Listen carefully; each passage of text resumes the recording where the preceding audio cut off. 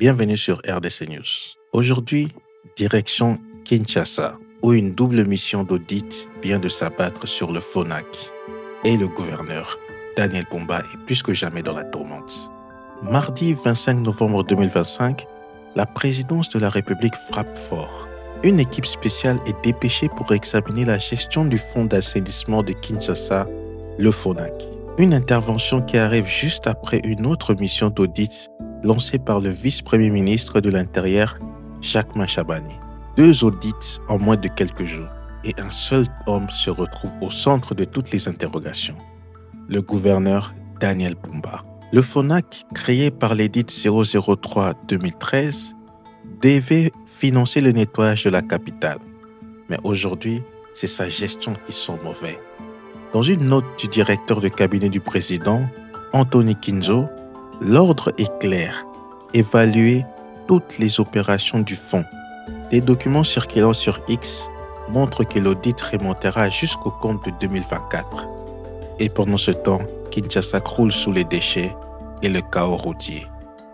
Pour Daniel Bumba, le timing est catastrophique. Depuis 2023, le gouverneur peine à convaincre. Les critiques pleuvent et les audits s'enchaînent et la présidence observe. Sur X, le journaliste Eric Kwema lâche « Bumba passe de mauvais jours ». Israël Mutombo renchérit, le gouverneur est dans le viseur de plusieurs enquêtes. Dans les rues comme sur les réseaux sociaux, les Kinois sont à bout. Les montagnes d'ordures, le manque d'assainissement, les promesses non tenues. Kinshasa suffoque, s'indigne un internaute. Certains voient dans ces audits un signal fort de Félix Tshisekedi après les récents ratés dans la gestion de la capitale. Ce n'est pas la première fois que des anomalies sont relevées. En 2021, déjà un audit avait découvert une gestion opaque des frais d'étalage. Seulement 110 francs congolais sur 300 arrivaient réellement au FONAC. Cette double mission pourrait bien être le tournant décisif, le point de non-retour. Si les conclusions confirment les soupçons, Daniel Bumba pourrait perdre son fauteuil et la présidence frapper un grand coup dans la lutte contre la mauvaise gouvernance.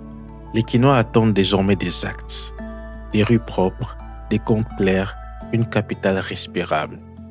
Fatih est-il en train de passer à la vitesse supérieure? Les jours à venir seront déterminants et Kinshasa retient son souffle. Merci d'avoir suivi cette édition de RDC News. Abonnez-vous, activez la cloche et partagez la vidéo.